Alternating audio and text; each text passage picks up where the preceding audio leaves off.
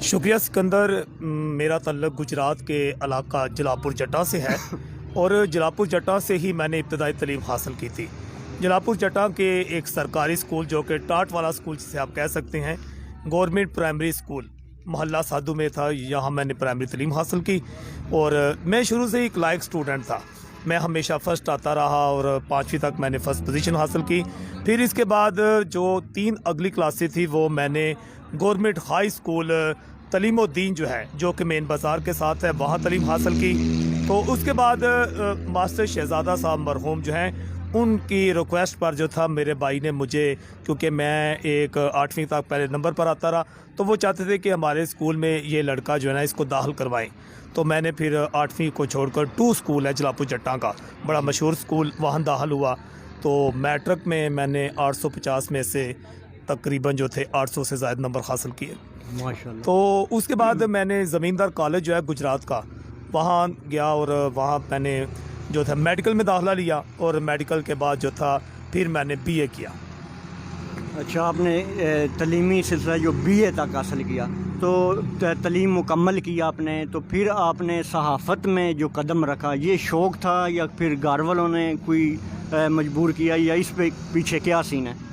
ये सिकंदर बड़ी अजीब सी बात है कि जो हमारा ख़ानदान है इसमें कोई आला तालीम हासिल करने का सिस्टम पहले मौजूद नहीं था, जबकि इस वक्त तो मेरे ख़ानदान में अल्हम्दुलिल्लाह डॉक्टर्स भी मौजूद हैं। मेरे भांजे, मेरी भतीजियाँ जो हैं इस वक्त 1-2 डॉक्टर हैं तालीम में हमारे शोबा में। लेकिन जिस वक्त मेरा मरला था उस वक्त बड़ी मुश्किलात ये थी कि हमारे ख़ानदान में ज़्यादा तालीम जो थी हासिल करने का रुझान नहीं था। हमारे ख़ानदान में सिर्फ जब मैट्रिक लोग कर लेते थे तो समझा जाता कि इसने बहुत पहाड़ डाल लिया। जब मैंने मैट्रिक कर लिया तो मेरे वालिद साहब समझे कि शायद अब इसे जो है ना ये तालीम नहीं हासिल करनी चाहिए, बल्कि को रोज़गार के सिलसिले में कहीं जाना चाहिए, चाहे मज़दूरी ही करे। मेरे वालिद मोहतरम एक मज़दूर थे, लाला मोहम्मद शफ़ी जिनका नाम था। तो एक वाक़या आपको सुनाऊं कि मेरे वालिद साहब ने, जब मैंने मैट्रिक कर लिया ना, तो मेरी वालदा ने बताया कि आकाश जो है ना उसने मैट्रिक कर लिया। तो मेरे वालिद, एक उनका बड़ा दोस्त था लाला मंजूर और जूरा, वो पेंट का काम करता था। तो वो उसके पास गए, उससे कहा कि सुबह ना मेरे बेटे को साथ ले जाना। उनको ये नहीं पता था कि जो मेरा बेटा है ना इसने बोर्ड में 3री पोजीशन हासिल की है, तो मैं इसके लिए कुछ कर सकूं। वो सुबह लाला मंजूर मेरे घर में आए, उन्हें बैल दी और कहा कि आकाश किधर है। तो मैंने कहा जी मैं सामने आया। कहते यार तेरे अब्बा जी आए सन तो कहते सन अज ना एनू काम ते लै जियो, तो 200 रुपया दिहाड़ी ते लै जियो।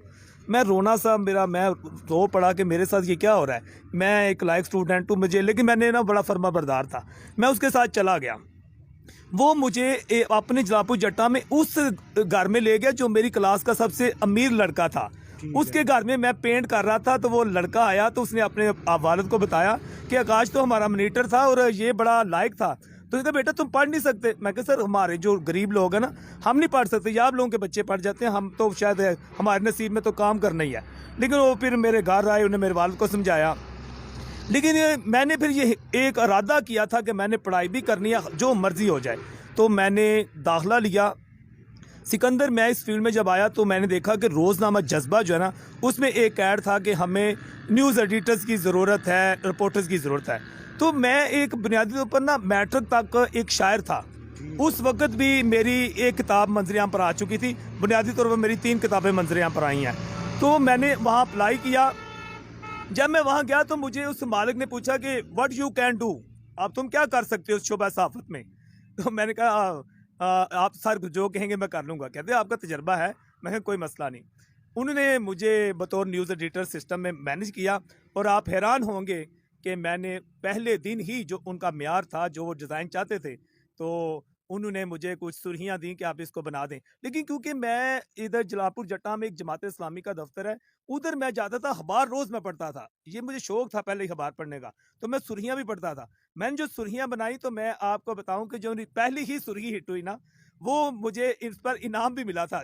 वो सुर्खी ये थी कि एक जो उबाश लड़के थे वो लड़कियों को तंग करते फुहारा चौक में, तो एक थानेदार ने छापा मार कर ना उबाश नौजवानों को पकड़ा था।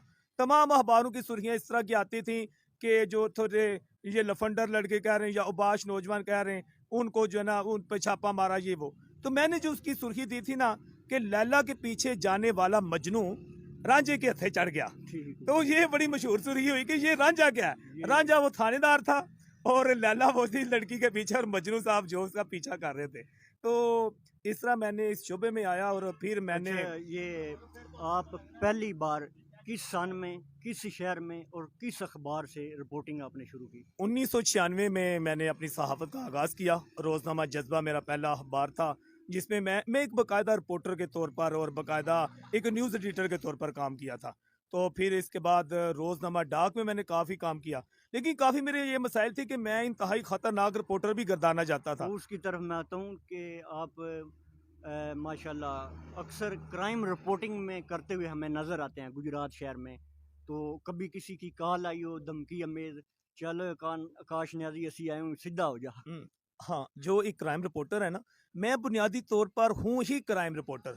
जुर्म की दुनिया ही मेरी पहचान है, ठीक है? मैं जब गुजरात में आया था तो यहाँ बड़े-बड़े ऐसे लोग मौजूद थे कि जिनके वालिद, जिनके दादा जान शोबा सहाफ़त में और जिनके अखबारों के मालिक थे या उनके वालिदैन ने किताबें तक लिखी हुई थी।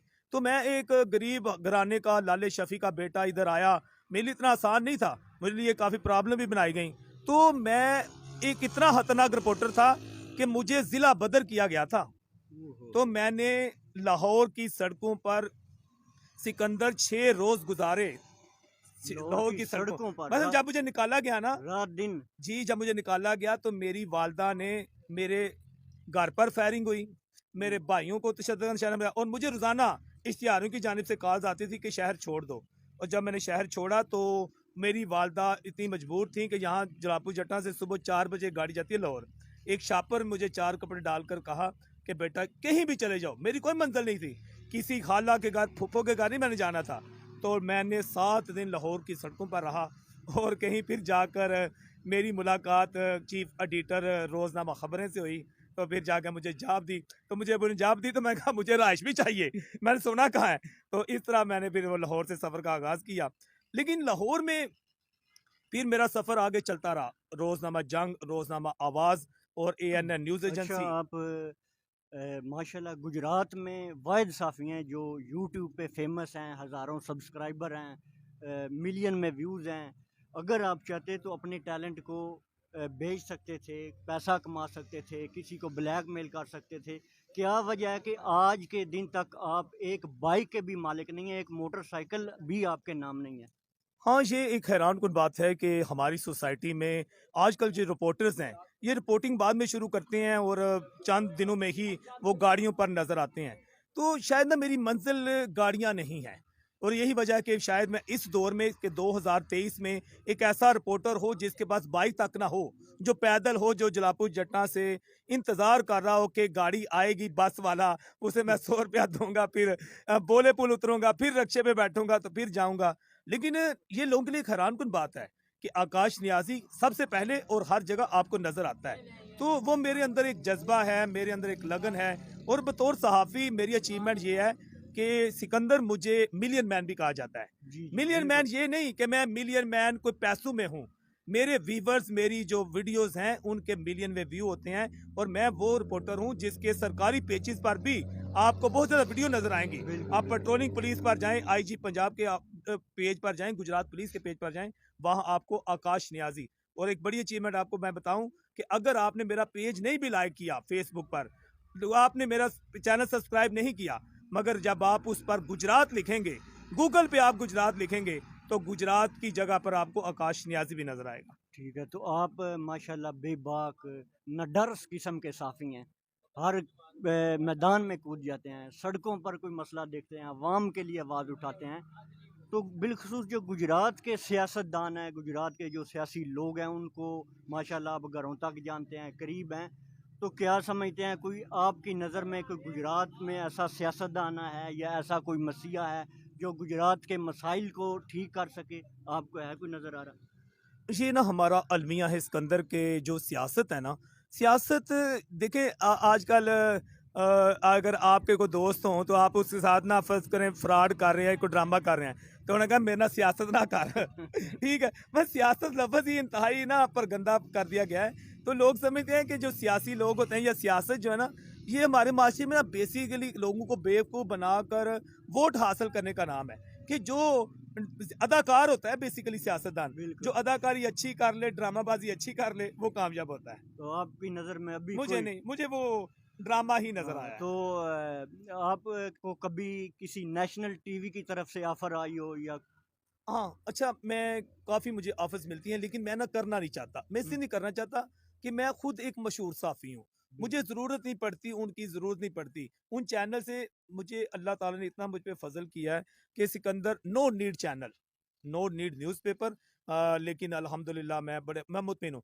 लेकिन अब हाँ, मेरा अगला प्रोग्राम है कि अगले साल 2025 में अल्लाह ताला मुझे हिम्मत दे, इस्तिक़ामत दे, तो आप देखेंगे कि मैं फिर इस्लामाबाद या लाहौर की सड़कों पर आपको नज़र आऊँगा। जी, ठीक है। तो आखिर में एक मेरा सेगमेंट है जान छुड़ाओ। आप सवालों से जान भी छुड़ा सकते हैं, नो कमेंट भी कह सकते हैं। तो आप बताएं कि कभी ज़िंदगी में आपको प्यार हुआ हो किसी से? प्यार, जो शायर होता है, इसे प्यार ना हो, ये तो मुमकिन नहीं। तो फिर प्यार मिला या नहीं, कुर्बानी प्यार दे दी? मिलता नहीं है, अच्छा जी। प्यार नहीं मिलता। तो कभी स्कूल से भागे हैं आप? नहीं, नहीं, मैं तो इंतहाई लायक स्टूडेंट था, ओह! वेरी भागने का नाइस। सफ़र ही नहीं। तो कभी किसी ने दिल तोड़ा हो? नहीं, मैं वो दिल ही नहीं रखता जो टूट जाए, मेरा दिल क्या नहीं कोई तोड़ सकता। और अब आपका पसंदीदा एंकर कौन है? मुझे मौजूदा दौर में शाहज़ेब, शाहज़ेब खानज़ादा जियो, साहब, जी क्या हाँ, बात है। तो पसंदीदा शायर कौन है आपका? मोहसिन नकवी। क्या बात है। तो माशाल्लाह आप शादीशुदा हैं? हाँ, शादी, कितने बच्चे हैं? 2 बच्चे हैं, बच्चा, बच्ची, बेटी, 1 बेटा, 1 बेटी है। सबसे ज़्यादा प्यार किसको करते नहीं, मैं दोनों, मैं तो फ़र्क रखने वाला नहीं हूँ, हैं? बल्कि बराबर। मैं बेटियों को ना बेटों की तरह पालने का कायल हूँ। ठीक हो गया। चलें जी, अब नाज़रीन से वक्त हुआ है इजाज़त लेने का। तो आपका बहुत शुक्रिया नाज़रीन को। उम्मीद करता हूँ कि आपको मज़ा आएगा ये प्रोग्राम देखने का। तो दुआ करता हूँ अल्लाह ताला आप सबको अपने हिफ्ज़-ओ-ईमान में रखे, खुश रहें, हँसते रहें, मुस्कुराते रहें। अल्लाह निगहबान।